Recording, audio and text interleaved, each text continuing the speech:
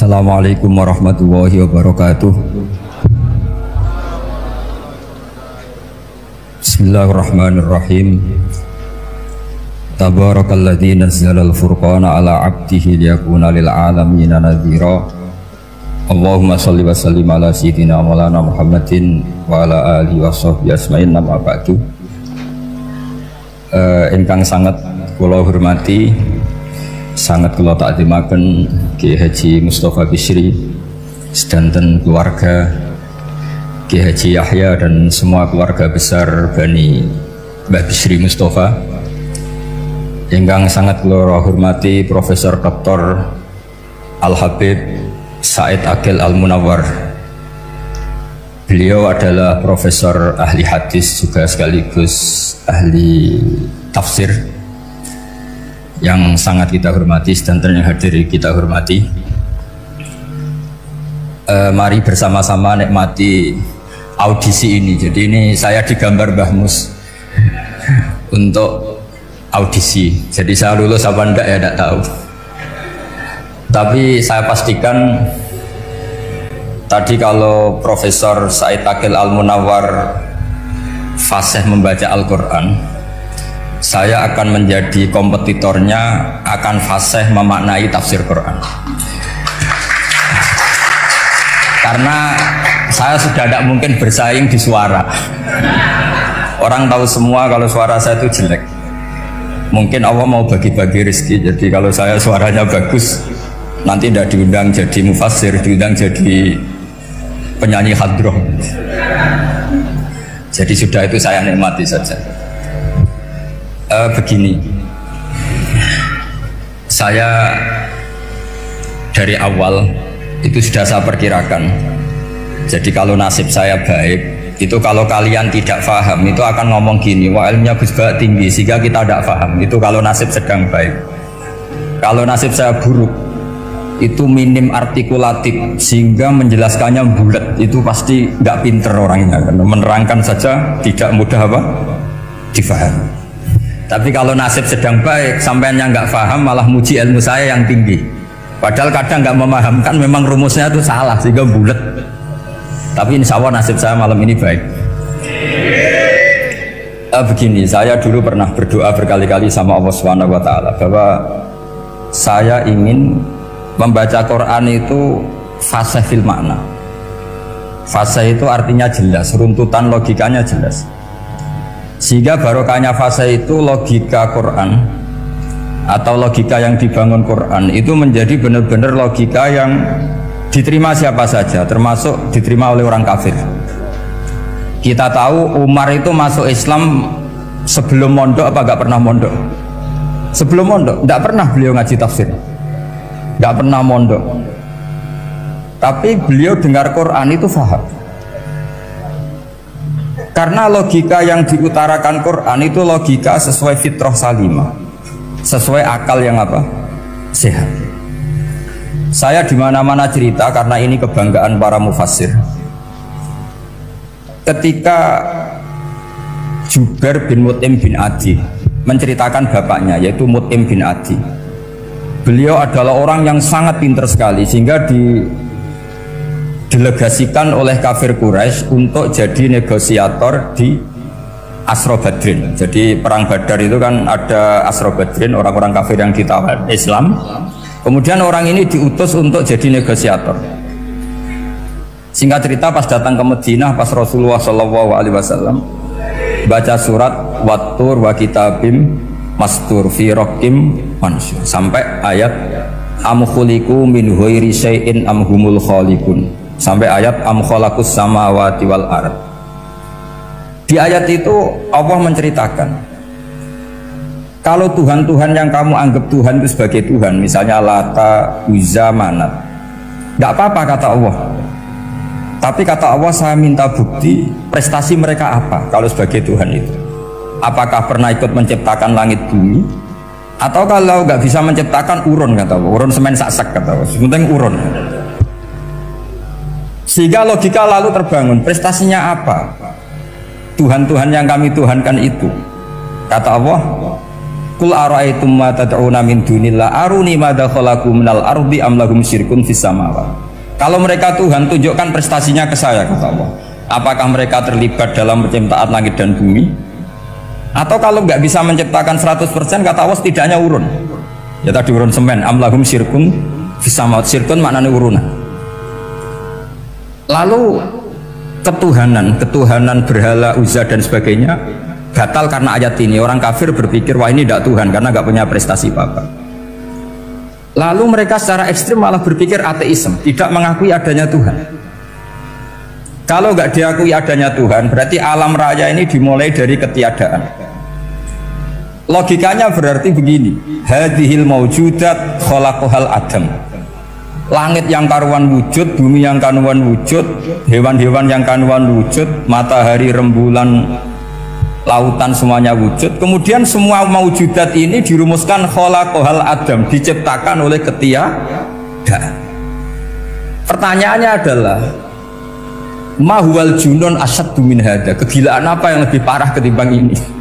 Karena sesuatu yang wujud dimulai dari sesuatu yang tidak wujud. Berarti sama dengan mengatakan hadhil maujudat khalaqahal adam. Semua yang enggak ada ini diciptakan oleh sesuatu yang enggak ada. Jadi semua yang ada diciptakan oleh sesuatu yang enggak ada.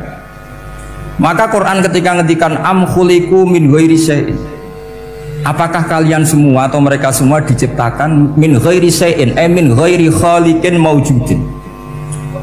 Saya ngecek di beberapa tafsir, termasuk bukan kitab tafsir tapi maknanya sama seperti di Ihya. Masa alam raya seindah ini, seeksistensi ini, senyata ini kemudian diciptakan oleh sesuatu yang tidak ada? Mereka akhirnya mikir, ya harus diciptakan oleh sesuatu yang ada. Nah, karena sesuatu yang ada ini posisi pencipta, maka harus berstatus super. Nah, super ini oleh ulama dibahasakan wajibil wujud. Maka zat yang menciptakan ini namanya zat sing wajibil wujud. Lalu wajibil wujud ini oleh Islam disebut Allah Subhanahu wa ta'ala. Kayak apa fasihnya Quran bikin logika? Atau orang yang jadi Tuhan itu yang mengklaim sebagai Tuhan? Itu juga mungkin, yang penting mewujud. Siapa itu? Fir'aun. Fir'aun itu mengaku sebagai Tuhan. Dia sudah sah dari segi dia wujud. Namanya orang wujud punya eksistensi, mungkin berkreasi. Saya ulang lagi, namanya orang wujud punya eksistensi, tentu mungkin berkreasi. Tapi pertanyaannya begini, ketika Musa tanya, pertama ditanya Musa, lalu kamu kalau menyembah selain saya, nyembah siapa? Kata Musa, Rabbul Alamin. Siapa Rabbul Alamin? Rabbus samawati wal ardi, yang menuhani langit bumi. Terus kata Fir'aun, tidak jawab, manggil Haman. Haman, kamu kan arsitektur, coba ibnili sorhal ali abluhul asbab. Ya Haman ibnili sorhal ali abluhul asbab. Bangunkan sebuah piramida yang tinggi, la'ali at-tali'u ila ilahi Musa, saya ingin melihat Tuhannya Musa. Lalu kemungkinan Tuhan di bumi, kata Fir'aun, ma'alim tulakum min ilahin ghairi, kemana-mana saya melihat yang jadi Tuhan saya. Musa ngerti kalau Fir'aun ini pekok cara bahasa Jawa itu menerangkan sifatnya Allah itu dengan sifat yang sederhana, tapi justru dengan sederhana ini Fir'aun tidak bisa jawab. Terus Nabi Musa ganti argumentasi, Rabbukum wa Rabbu abaikumul awalin, yang nuhani nenek moyang kamu, leluhur kamu. Itu terperangah, kagetnya bukan main Fir'aun, karena para umatnya, para punggawanya lalu berpikir kalau ini Tuhan berarti buyut-buyutnya nggak ada Tuhan, kan Tuhannya datang terlambat. Makanya Pak Jokowi kalau dituduh PKI gak terima. Saya ini tahun lahir tahun berapa gitu, pas ada PKI itu masih 4 tahun, masa ada PKI balita? Ini enggak, ini ada Tuhan balita, Tuhan terlambat. Pertanyaannya adalah kalau Fir'aun itu Tuhan, lalu bapaknya, mbahnya, buyutnya Tuhannya siapa? Makanya ketika Allah disifati Nabi Musa, Rabbukum wa Rabbu abaikumul awalin, yang nuhani nenek moyang kamu, itu kagetnya bukan main. Dan semenjak itu banyak punggawa Fir'aun yang iman. Ini yang akhirnya nanti jadi waqala rajulun mu'minum min ali fir'auna yaktumu imana, atau yang menjadi ayat wajah rajulun min aqsal madinati yas'a. Kenapa mereka menjadi iman? Karena logika Fir'aun Tuhan itu gugur, runtuh bisori khil hujjah, dengan logika yang sangat transparan. Jadi ini perlu belajar tauhid. Jadi kalau sampean sudah kalah suara, jangan kalah logika. Kalau sudah kalah suara, kalah logika, jangan kalah tinggal mendengar saja kok tidak paham bangunnya gitu. Jadi ini sering saya utarakan. Makanya banyak ulama mengatakan fasihu ibaratil Quran itu bukan sekedar notnya atau sajaknya kalau boleh dibilang saja, tapi karena runtutan cara berpikirnya. Maka kelihatan sekali di tema-tema Quran. Ketika nyifati Allah Rabbus samawati wal ardi tidak mengalahkan Fir'aun, justru dengan sifat yang ringan Rabbukum wa Rabbu abaikumul awalin bisa mengalahkan Fir'aun. Nah, kenapa sekarang orang tidak fasih baca Quran? Karena tadi perangkat itu tidak cukup. Saya berkali-kali matur, juga sering matur Mbah Mus. Saya itu sekarang masih belajar Al-Ibris, Mbah Misbah, Marbawi, semua khazanah tafsir, baik yang bahasa Jawa, bahasa Melayu itu masih saya pelajari. Termasuk saya pelajari lughatnya. Mulai lughat yang setengah benar sampai macam-macam. Saya tadi matur sama Profesor Said Aqil Al-Munawwar. Memang bacanya harus urut Said Aqil Al-Munawwar. Karena sekali salah Said Aqil Sirat. Sebenarnya nggak apa-apa, ini sama-sama orang alim. Cuma tidak tahu nasib di publik ini, nggak tahu saya ya, macam-macam lah gitu. Namanya orang banyak, nggak usah dijelaskan. Tapi semuanya baik. Saya pernah ketemu Pak Said Aqil Sirat itu bilang gini, Gus, orang jadi wali itu sebabnya dua. Mungkin kalau kayak jenengan banyak pecintanya, yang doakan banyak. Kalau saya banyak yang benci, wah itu ngilangi dosa gitu kan. Batin gue dasar wong alim bener wah. Jadi beliau nikmati memang itu. Karena babanya beliau itu sama dengan babah saya yang dari keluarga Kudus. Buyut saya itu kakaknya buyutnya Pak Said Aqil. Jadi makanya jangan pernah benci orang alim. Orang alim bulet atau kayak opo itu masih saja punya alasan. Saya itu dengar Kiai Bisri, cerita Kiai Bisri itu tidak ada yang serius. Dulu ketika ada polemik haji yang mu'alim, itu orang kumpul semua di sini. Kata Kiai Bisri, sudah nunggu Mbah Fadl. Mbah Fadl sudah di rumah. Ngiranya orang itu ya Mbah Fadl rawuh dileteh. Setelah lama Mbah Fadl tidak datang. Loh Kiai Bisri Mbah Fadl tidak datang. Lah ya di rumah. Lah mana kok tidak ada? Ya di rumahnya sendiri. Karena beliau nggak pernah bilang di rumahnya. Orang saja yang kepikiran kalau itu rumah leteh. Itu mirip seperti guyonannya Rasulullah SAW. Nabi itu kalau guyon itu tidak pernah bohong. Makanya di tiba itu disebut wayam zahu wala yaqulu illa haqqan. Nabi itu ya guyon, tapi nggak pernah bohong. Yang bohong kan khayal kamu. Masyhur itu ada orang sepuh sowan Nabi. Di kitab saya itu perempuan, tapi di beberapa kitab lelaki. Saya tidak tahu pastinya berapa.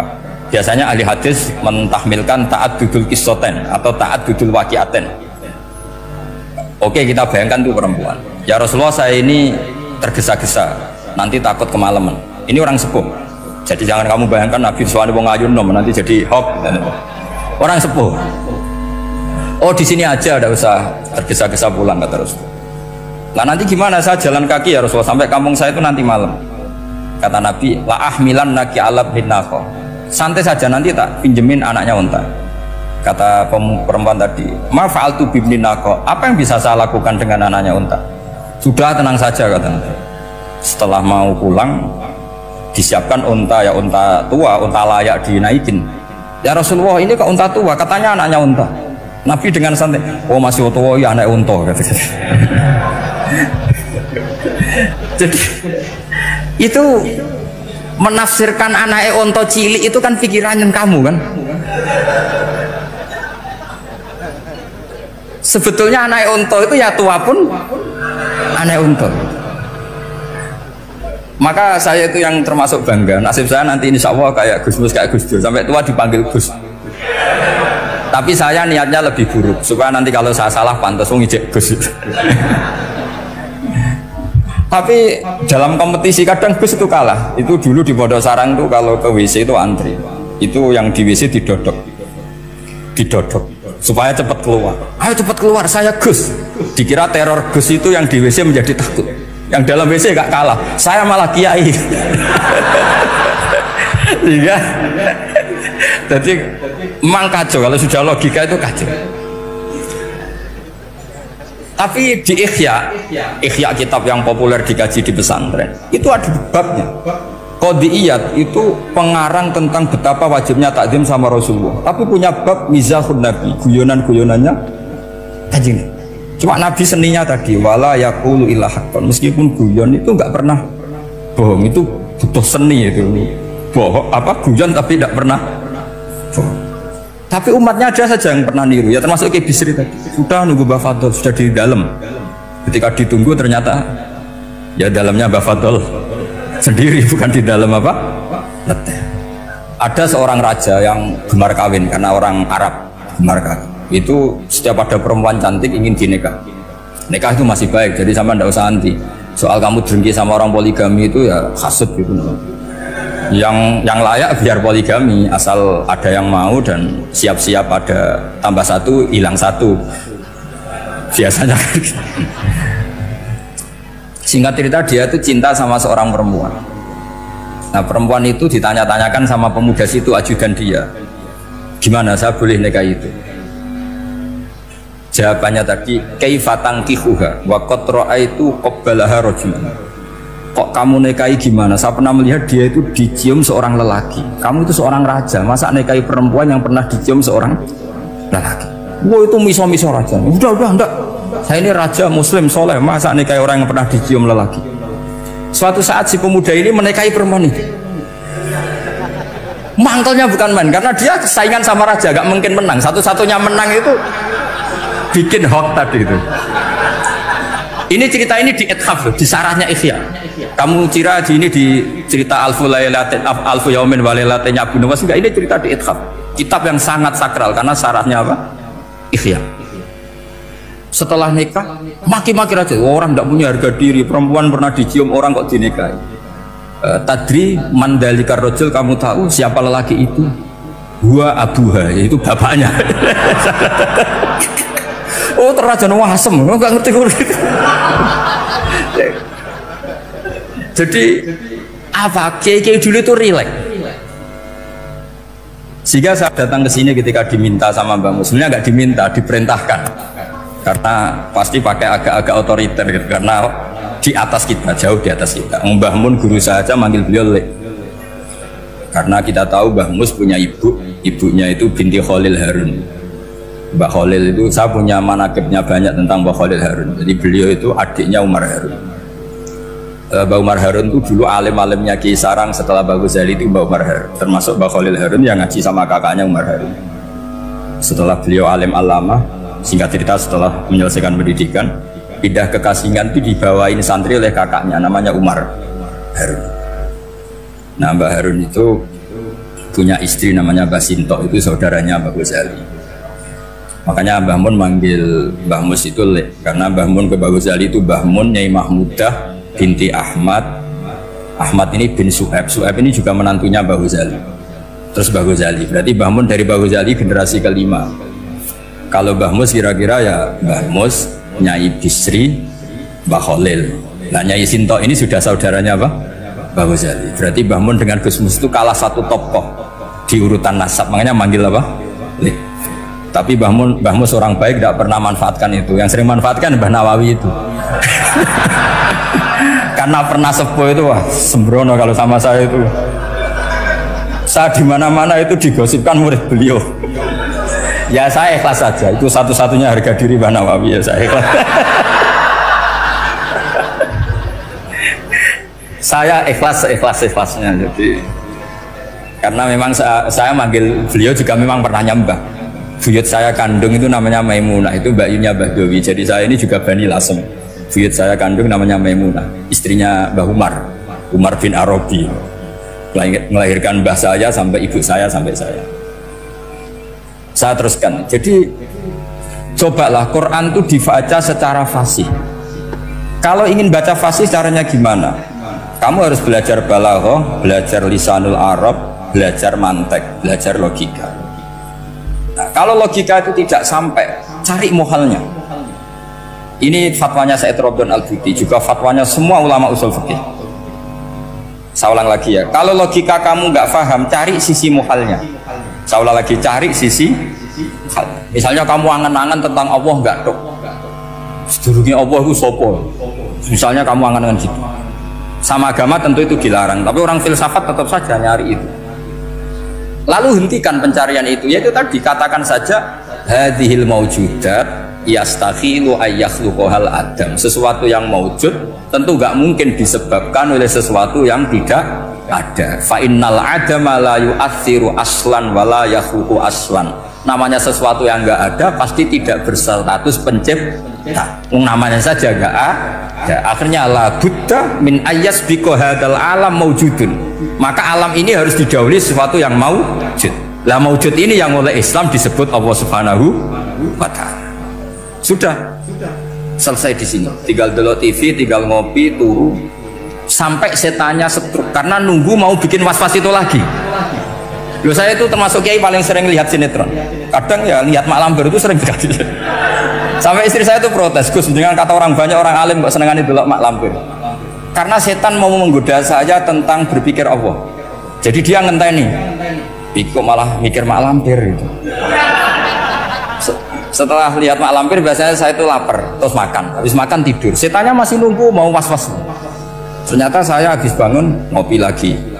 Kadang lihat berita orang ditangkap KPK macam-macam. Ini penting saya utarakan supaya setan itu tidak menang. Jadi ciri utama setan itu kata Rasulullah SAW, setan ini goda umatku, hadhil jibal khalaqaha Allah, hadhil ardo khalaqaha Allah, hadhil bihar khalaqaha Allah, faman khalaqaha Allah. Itu makanya banyak orang jurusan filsafat keblinger karena tanya Allah itu siapa. Kata Rasulullah, jika sampai ini maka kamu harus berhenti. Loh, berhenti tanpa dialihkan ke yang lain kan susah. Tinggal aja lihat dulu sinetron. Ya paling gampang ya Mak Lampir, kan ada takut-takutnya sedikit. Karena kalau lihat sinetron anak-anak milenial itu kalau ada artis cantik sampai nangis.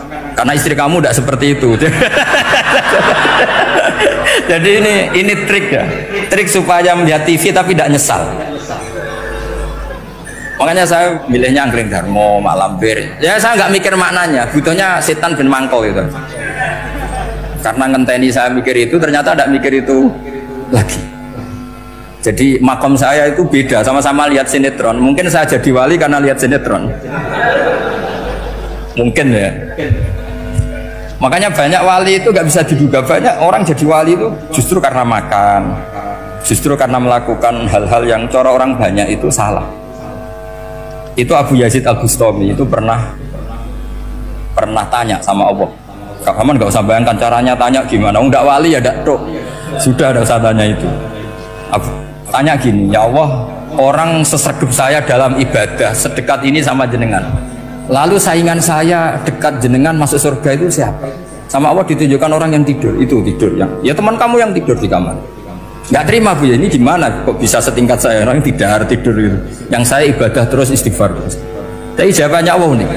Woi ibadah terus itu mergo wedi aku. Jadi kan nganggep aku itu rodok-rodok jahat gitu. Iki tuh ratu mergo yakin aku apian, mulane ditinggal turu. Jadi sampean jangan tiru makom saya ketika tidur. Itu punya kelas khusus. Tapi jangan tiru, ini cerita saja. Sampean ndak harus niru. Karena sampean kalau niru itu harus ada Abu Yazidnya. Abu Yazid sudah nggak ada. Tapi itu ilmu. Ilmu yang cocok tidak cocok harus kita kaji. Saya tadi jagungan sama beliau, sama Profesor Said Akil Al-Munawar. Beliau cerita sebetulnya sekolahan saya itu tentang usul fikih, tapi terkenal saya Profesor Tafsir. Tapi saya suka ilmu usul fikih, meskipun korbannya ya banyak. Biasanya orang jadi liberal gara-gara ya usul fikih. Sebenarnya nggak perlu dipikir lah, itu macam-macam. Begini.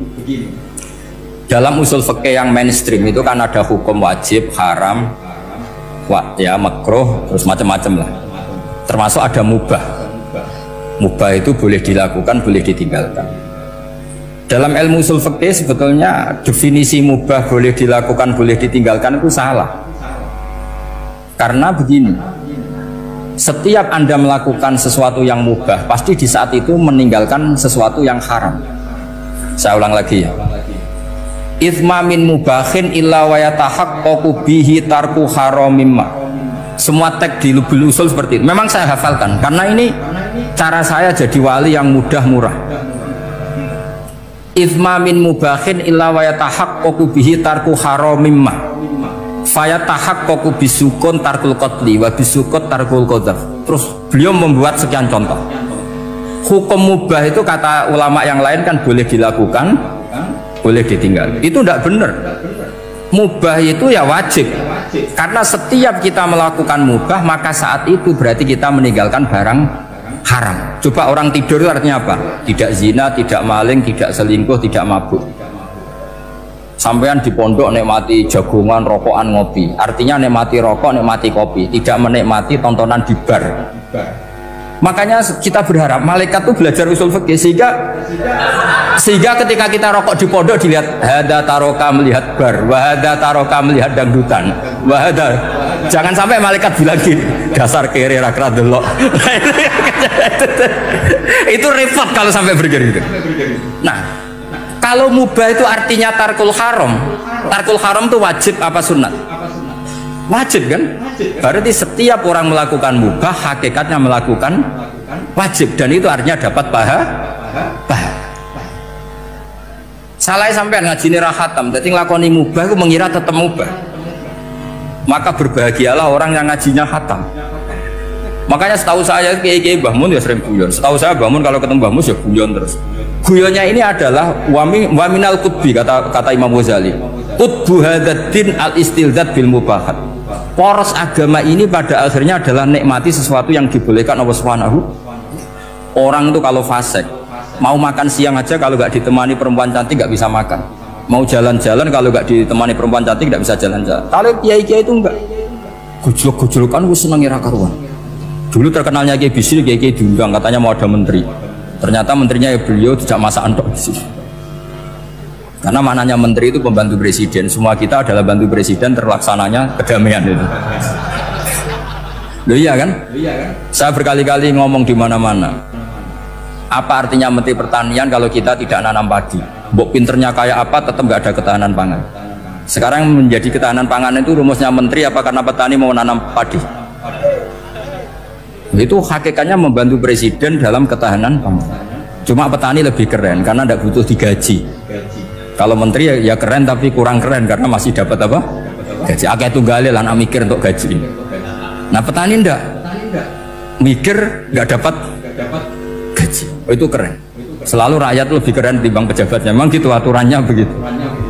Aturannya begitu. Kamu saja yang kurang syukur. Jadi rakyat tuh gremeng. Enak jadi menteri. Ya sudah itu hak kamu. Tapi saya tidak berpikir seperti itu. Maka saya ulang lagi ya. Kenapa saya ngomong seperti ini? Supaya tadi saya sudah bilang, saya sudah nggak menang dalam suara, harus menang dalam logika. Karena ini audisi, ini audisi. Di kabar Mbah Mus nanti yang menang siapa tidak tahu. Tadi Pak Muat, sekarang saya, kemarin Gus Zofur nggak tahu saya. Nanti masuk nominasi apa nggak tahu. Begini, kalau artinya fi'lul mubah itu tarkul haram, saya ulang lagi, kalau fi'lul mubah itu artinya tarkul, maka mubah ini spesialnya. Sehingga Allah kadang ngendikan sederhana sekali, wa min ayatihi manamukum billaili wan nahar. Termasuk ayatnya Allah adalah kamu ditakdir tidur malam hari maupun siang hari. Kalau kamu nggak malam hari, subuh hari, pagi hari, siang hari. Kenapa dihitung wamin ayatihi? Sekarang kalau ada pakar medis, pakar kesehatan bilang ini kalau kurang istirahat mati, kalau kurang istirahat jantungan. Berarti tidur adalah menghilangkan penyakit jantung. Obat paling mandi dengan orang rutin tidurnya itu masih mandi orang rutin tidur. Kamu beli obat harganya 1 miliar tapi nggak pernah tidur 3 hari, tetap taqabbalallahu minna minkum taqabbal ya karim. Maka yang penting itu obatnya apa tidurnya? Tidurnya yang dibantu obat. Tapi kalau obat tok gak dibantu tidur, masih sakit. Berarti penting mana tidur sama obat? Karena penting tidur wamin ayatihi. Orang kayak sampean sering delok YouTube, delok gambar macam-macam. Barokah mana dengan tidur? Wong nak melek mripate delok macam-macam. Barokah tidur. Jadi tidur adalah perlawanan terhadap keinginan melakukan haraman.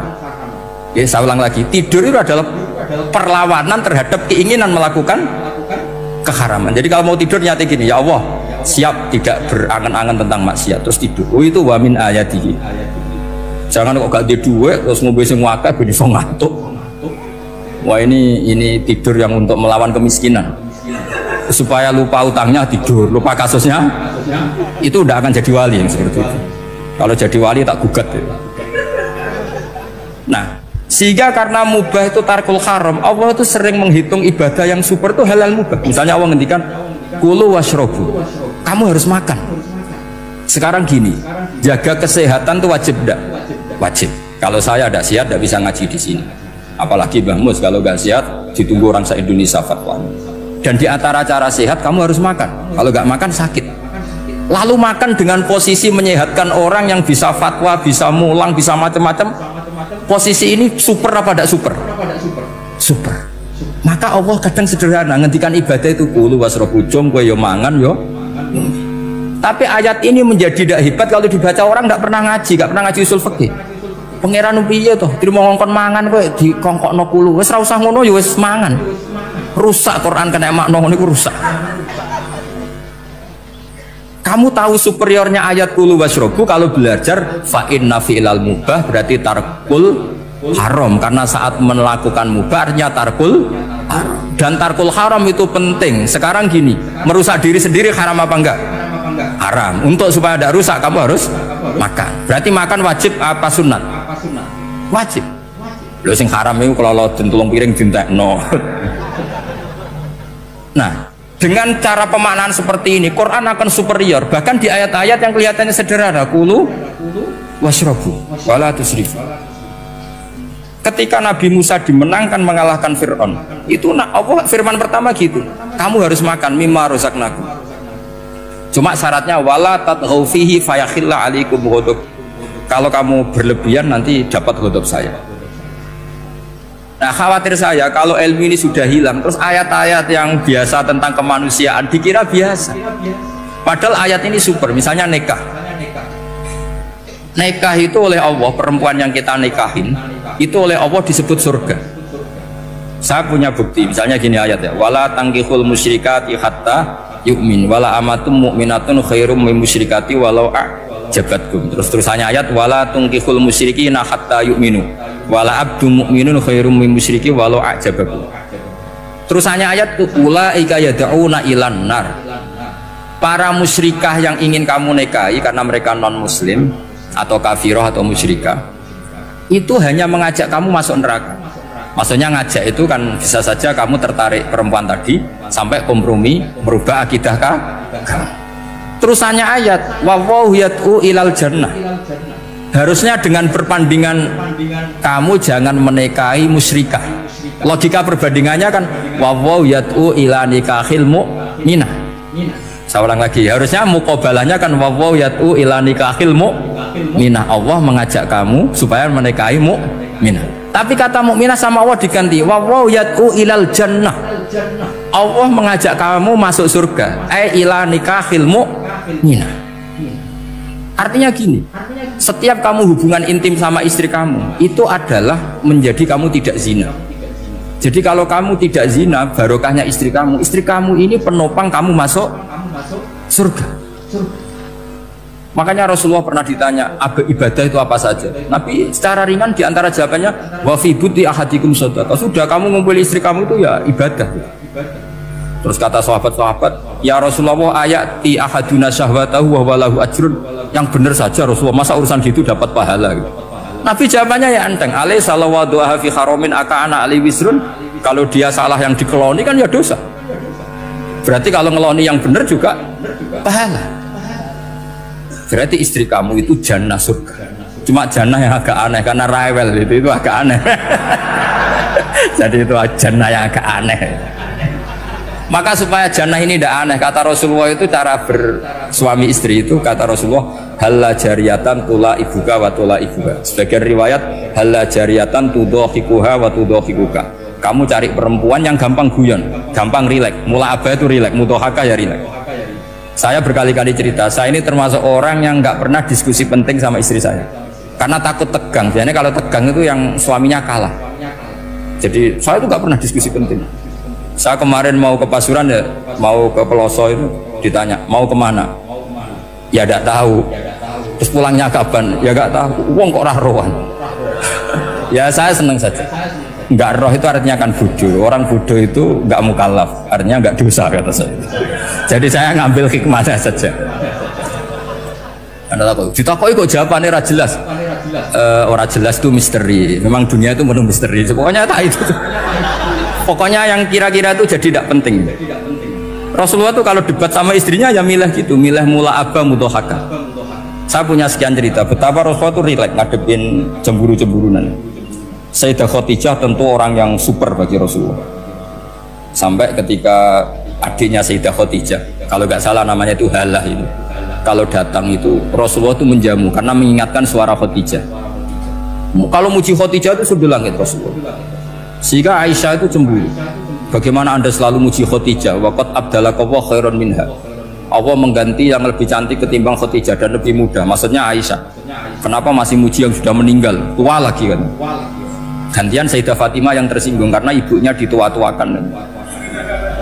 Itu ketika Fatimah cemburu, mangkelnya sama Sayyidah Aisyah.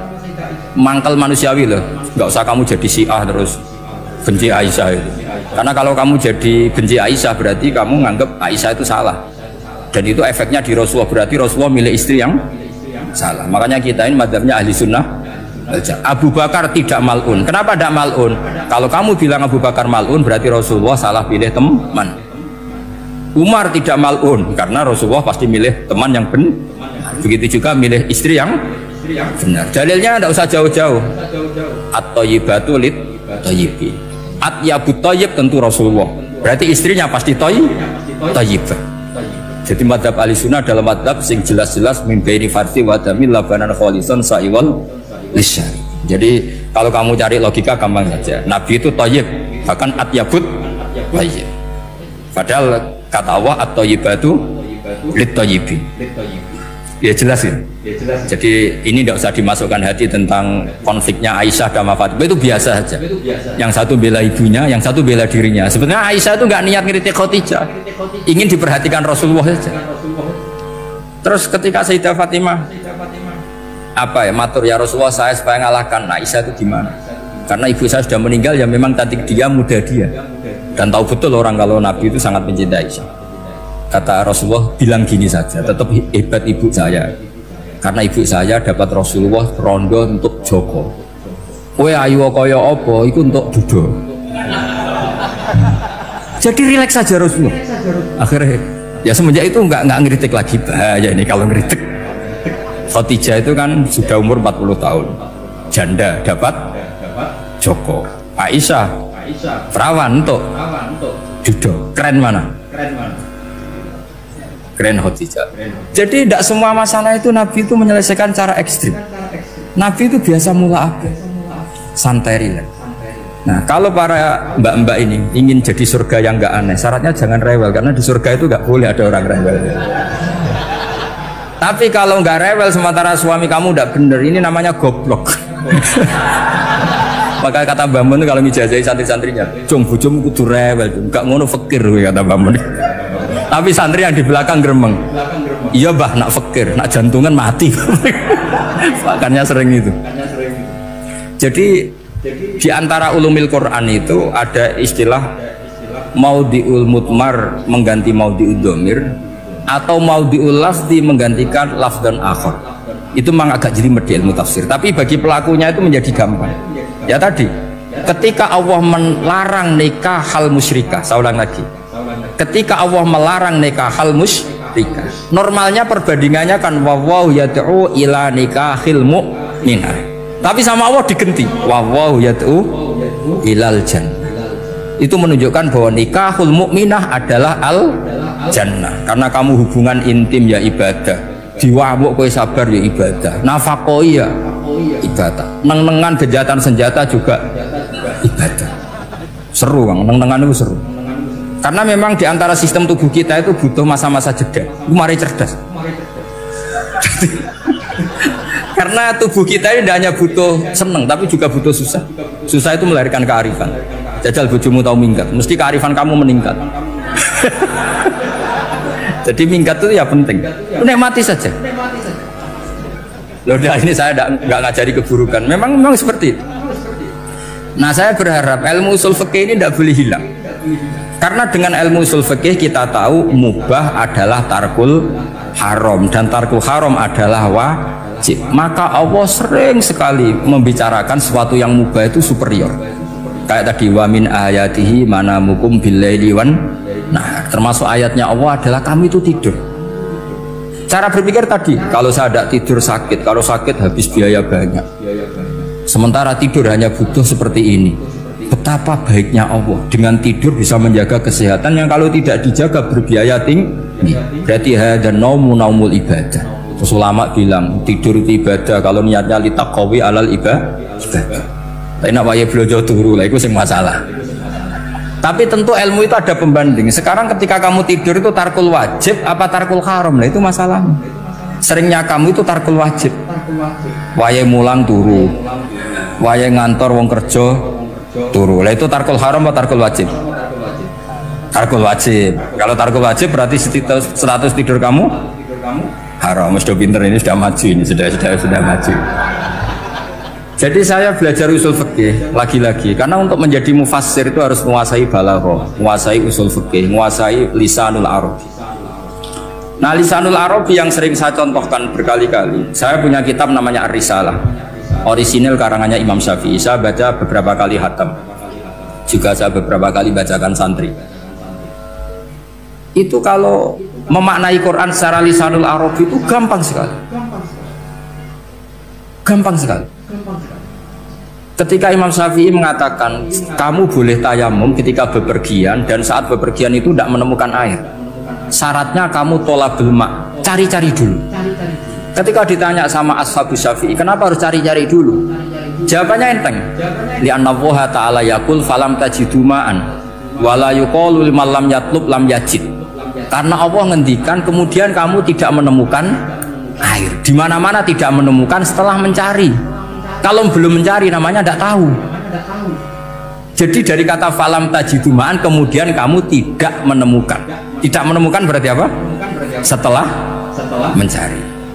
Sehingga beliau mensyaratkan dicari-cari dulu, baru berkesimpulan tidak menemukan. Nah, setelah tidak menemukan kamu baru boleh tayang. Segampang itu ilmu usul fikih di depan Imam Syafi'i. Ulumul Quran dianalisis dengan usul usik. Ketika ditanya kenapa Anda mensyaratkan nikah itu pakai wali? Ayatnya apa? Kalau hadisnya jelas, la nikaha illa biwaliyin mursyidin. Ayatnya apa?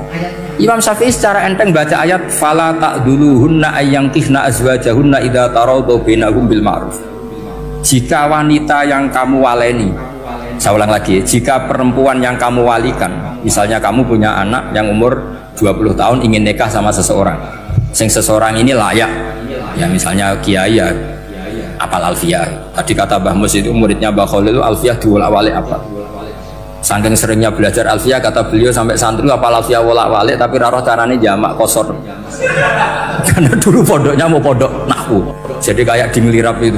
Tonggone nganti apal fa'ala yaf'ulu fa'lan. Cinone weh apal saking bedino itu ujiane ra selawatan fa'ala yaf'ulu fa'lan wa ma fa'lan wa fa'ilun. Jadi pondok ya macam-macam. Itu saya tadi sampai mana itu? Tentang apa? Wali nikah kan? Di bab fikih, saya ulang lagi di bab fikih. Itu kata Allah, jika perempuan yang kamu walikan itu ingin nikah, fala ta'duluhunna, jangan kamu larang. Kata Imam Syafi'i, kalau seorang wali tidak punya hak mewalikan, maka larangan jangan menghalangi itu tidak ada gunanya. Misalnya gini, Zaid itu tidak punya utang saya ulang lagi, Zaid tidak punya utang saya. Memang ini ilmu logika, Zaid tidak punya utang saya. Terus sampean bilang ke saya gini, Gus Bah, Zaid ojo tageh. Itu omongannya wong aneh apa enggak? Aneh kan? Tapi kalau Zaid punya utang saya 1 juta, terus kamu menasehati saya, Gus Zaid ojo tageh, benar apa enggak? Wali itu punya hak melarang.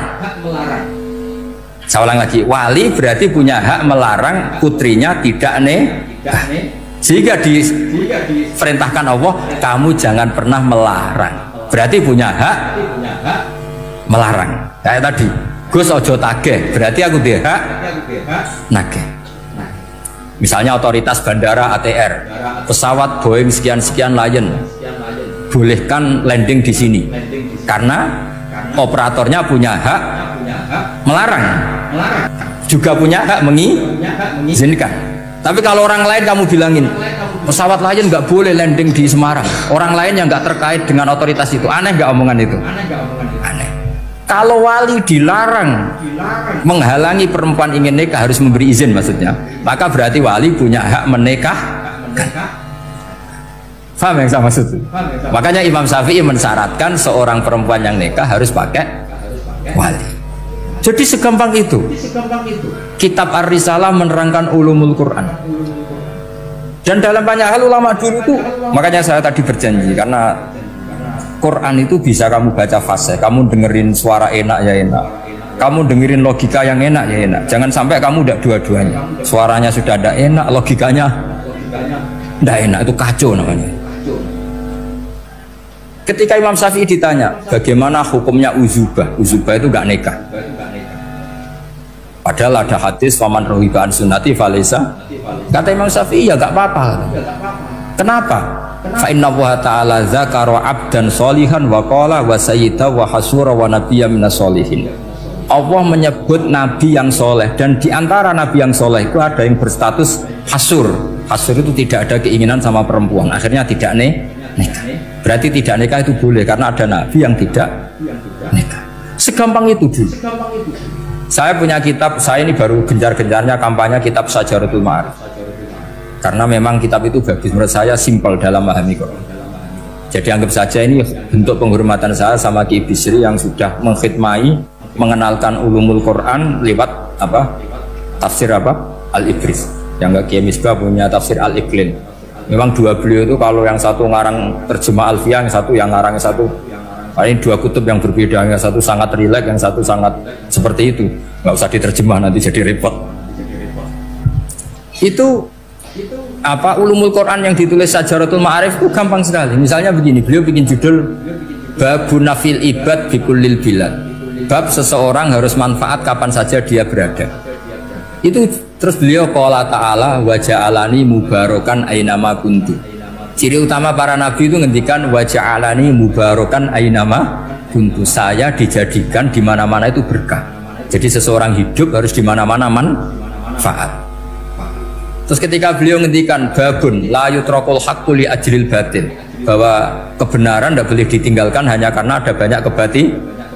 Beliau terus ngendikan inna sofal marwata min sya'airillah faman hajjal baita wa atamara fala junaha alai ajat tawafa dihim. Jadi di sofa itu ada berhala namanya Isaf, di Marwah ada berhala namanya Nailah, atau sebaliknya pokoknya Isaf dan Nailah. Terus sahabat kalau mau sa'i itu merasa dosa karena harus melewati berhala-berhala itu, sehingga mereka tanya, ya Rasulullah, saya ini tetap tawaf gak? Padahal di tempat-tempat itu ada berhala. Terus kata Allah, tetap tawaf. Nah, tetap tawaf ini artinya apa? Melakukan barang hak meskipun di situ banyak kebatilan. Itu manhajnya para orang-orang alim kita. Mbah Mun, Mbah Mus itu ya berkawan sama orang yang macam-macam. Kamu tidak usah ngeritik, itu fikihnya sudah kelas tinggi. Fikihnya tuh la yutrakul haqqu li ajlil batil. Saya di mana-mana cerita. Saya punya kitab namanya Khilyatul Auliya wa Tabaqatul Asfiya. Itu syarat kamu kalau daftar wali harus punya kitab itu. Khilyatul Auliya wa Tabaqatul Asfiya. Itu karangannya Abu Nu'aim Al-Asfihani.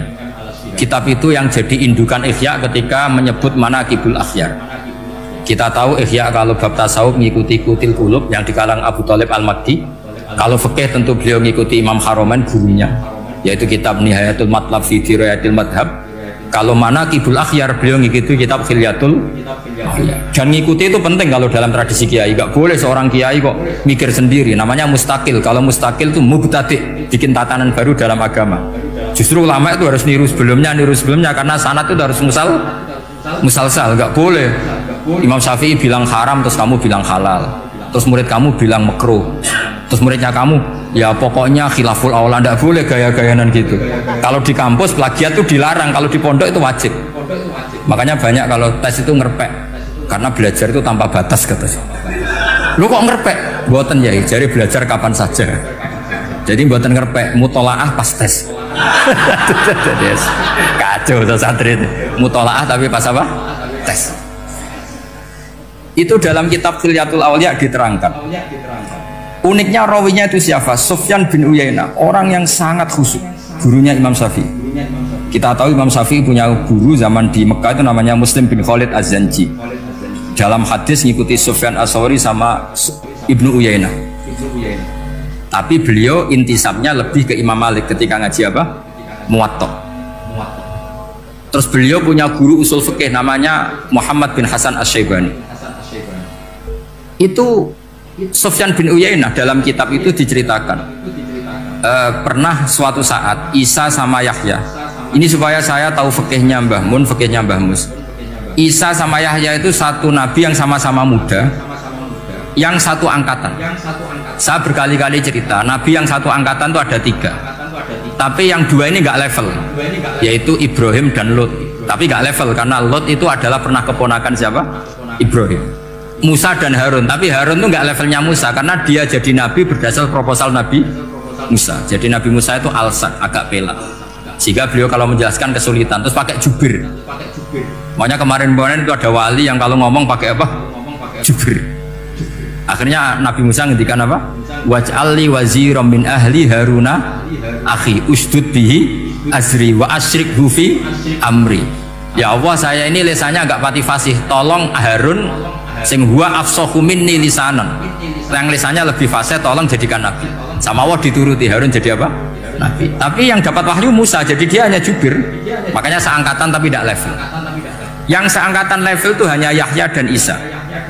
Nabi Isa kita tahu berstatus wa yukallimun nasa fil mahdi wa kahla. Jadi mulai kecil sudah pinter. Nabi Yahya ya nggak kalah keren. Ya Yahya khudil kitab bi quwwah wa atainal hukma sabiyah. Ketika kecil sudah pinter. Jadi ini rivalitas dalam ilmu. Makanya khilaf itu penting. Jangan gontok-gontokan berarti tahu ngaji. Khilaf itu penting. Nabi Yahya itu kalau jalan-jalan sampai Nabi Isa, itu yang Nabi Yahya mesti tanya, aina khiyarun nas, rumahnya orang baik mana, saya mau nginep di situ. Mesti tanya gitu kalau di satu perkampungan yang beliau-beliau sedang jalan-jalan. Tapi kalau Nabi Isa tanyanya aneh, aina syirarun nas, wong sing elek-elek manggone nang ndi. Akhirnya ini kan terjadi debat, tapi karena sama nabinya ya tidak debat kusir terus kubu-kubunan, kosong berapa sama kosong berapa, enggak, ini sama ya sama-sama kosong-kosong, sama-sama orang ikhlas itu kosong-kosong. Sama lama terus debat kecil. Kenapa kamu tanya aina khiyarun nas? Mana orang-orang baik? Jawabnya Nabi Yahya, ya kumpul orang baik itu enak, nyaman, teduh, enak lah. Nah kamu kenapa kau tanya mau nginep di aina syirarun nas? Ana nabiyun, ana tobibun, udawil mardo. Saya ini dokter, nabi itu dokter. Di mana-mana dokter menyembuhkan yang sakit. Kalau Anda peneliti penyakit, cari daerah yang banyak endemik penyakit apa yang daerah sehat? Daerah yang kena endemik penyakit. Tapi problemnya Anda sendiri berpenyakit dan kalau ke situ tambah nemen. Ya sama. Kalau kamu kira-kira tidak kuat ya jangan kumpul orang yang seperti itu. Kamu tidak kuat kan? Malah katut. Tapi fikih-fikih kiai-kiai kita, guru-guru kita, berteman orang macam-macam tenang saja.